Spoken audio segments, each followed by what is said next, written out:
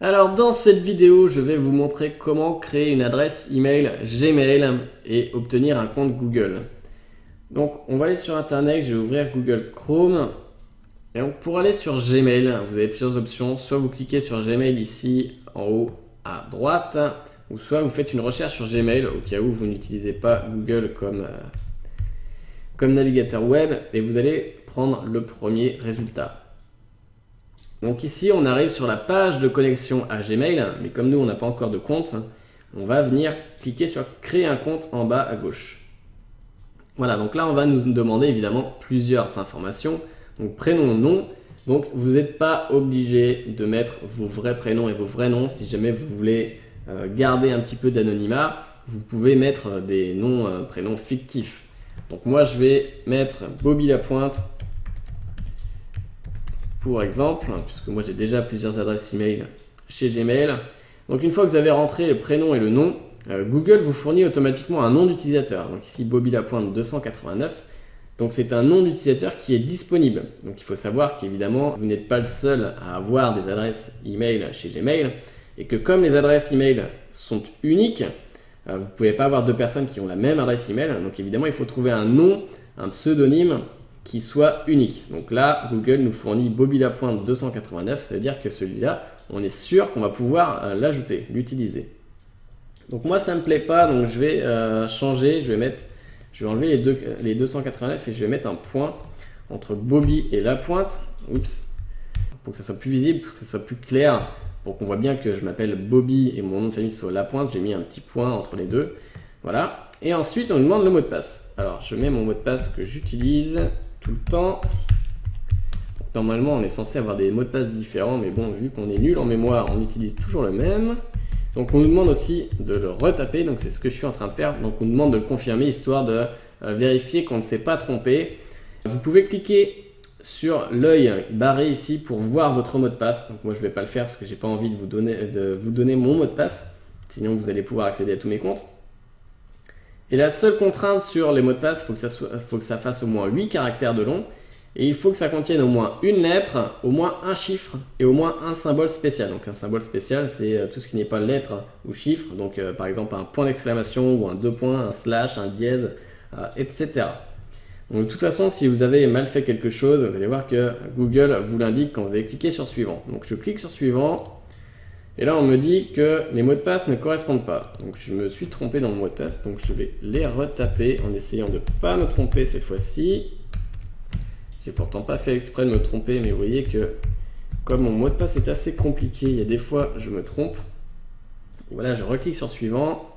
Donc là, mon mot de passe, il était bon, mais par contre, on m'indique que mon nom d'utilisateur, il est déjà pris. Ça veut dire que quelqu'un a déjà l'adresse email bobby.lapointe@gmail.com. Et Google me propose des noms alternatifs. Donc je ne vais pas forcément chercher très loin sur ce coup-là, parce que c'est juste pour l'exemple que je ne vais pas m'en servir de cette adresse email. Donc je vais mettre 1, 2, 3, 4 par exemple, et je pense que ça va passer. Eh ben non, wow. Bon, ben, je vais mettre autre chose.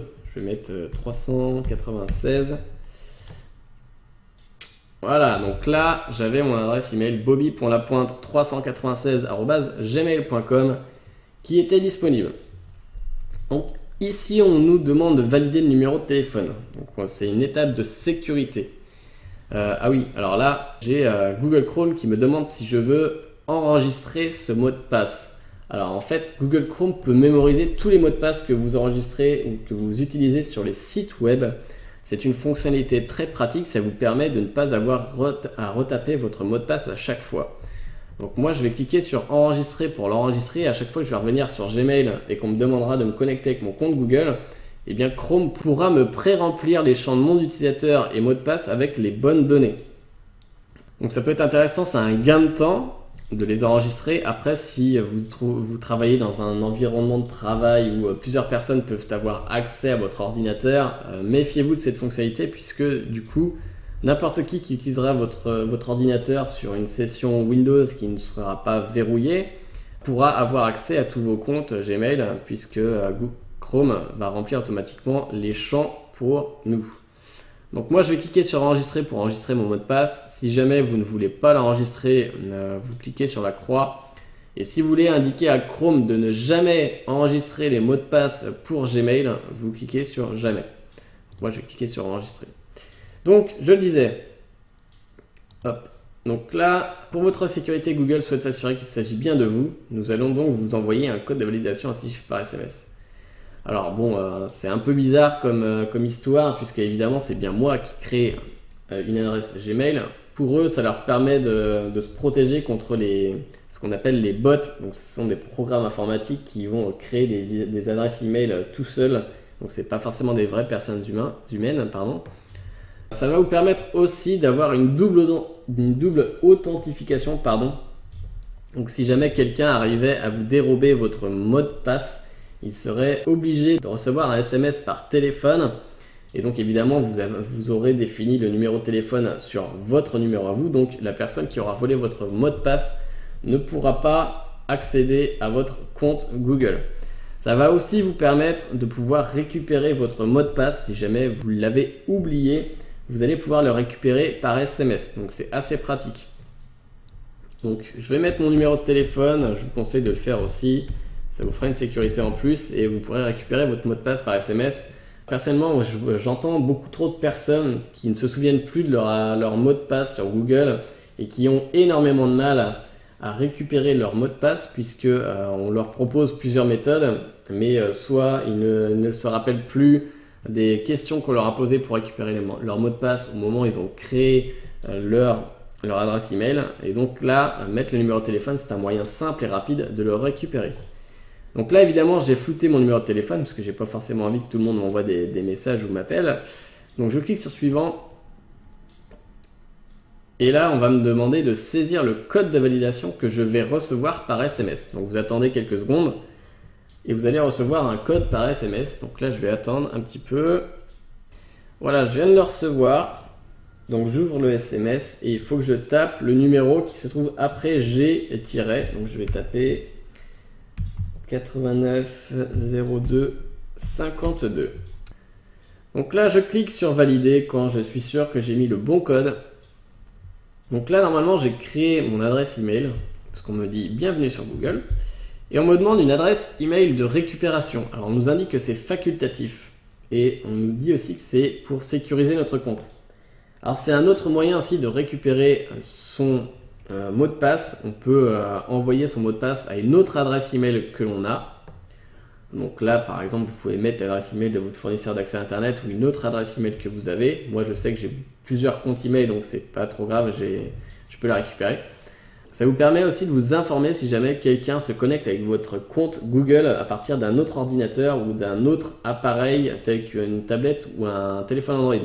Donc moi, je sais que Google m'a déjà informé que quelqu'un essayait de se connecter à mon compte Google depuis Taïwan, depuis un pays asiatique, alors que j'étais en France. Donc ça permet de vous protéger de manière supplémentaire. Donc quand c'est quelqu'un qui essaye de se connecter à votre compte à partir d'un autre appareil, vous êtes obligé de confirmer l'action que c'est bien vous pour sécuriser votre compte. Donc là, si jamais vous avez une autre adresse email, vous pouvez la mettre ici, sinon vous laissez. Ensuite, on vous demande votre date de naissance. Donc je vais mettre une adresse au hasard. Allez, je vais mettre le 10. Ensuite, je vais choisir juillet, allez, c'est cool l'été, et puis 1987, ça doit être une bonne année. Donc là, je mets que je suis un homme, évidemment. C'est même pas sûr que je suis obligé de remplir tout ça. Je vais cliquer sur suivant pour voir. Ah si, je suis obligé. Bon, vous pouvez choisir non précisé si jamais vous voulez pas dire que vous êtes un homme ou une femme. En fait, Google va sûrement utiliser ces données pour vous afficher quelques publicités ciblées.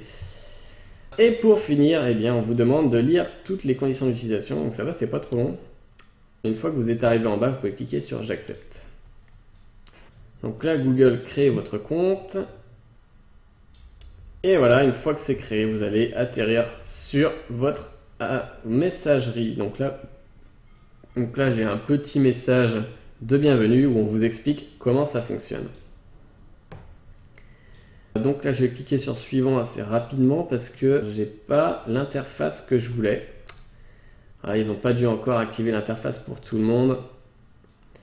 Donc je vais fermer ça et je vais, si jamais vous tombez sur une interface qui ressemble à ça, vous allez faire exactement ce que je vais faire là.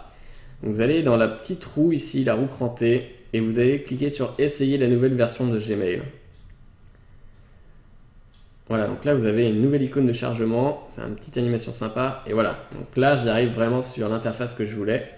Donc on vous dit bienvenue, c'est gentil, et on va vous proposer quelle sorte d'affichage vous voulez.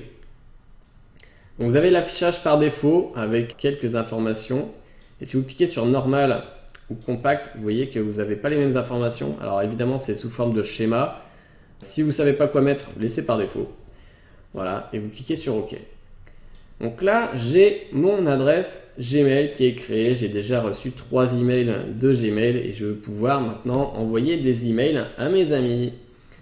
Donc voilà, c'était pour la création de l'adresse email. Donc maintenant, vous avez désormais accès à tous les services de Google. Vous avez un compte Google. Si jamais vous utilisez une application de Google autre, telle que Calendrier ou Notes, ou une des applications qui est là, Google Maps, Google Play, YouTube, etc. Si on vous demande de vous connecter à votre compte Google, il faudra utiliser votre adresse email. Donc là, pour moi, ça sera bobby.lapointe et qu'est-ce que j'ai mis 396 je crois. Et puis évidemment le mot de passe qui va avec. Voilà, donc on verra dans les prochaines vidéos comment utiliser Gmail et comment personnaliser Gmail.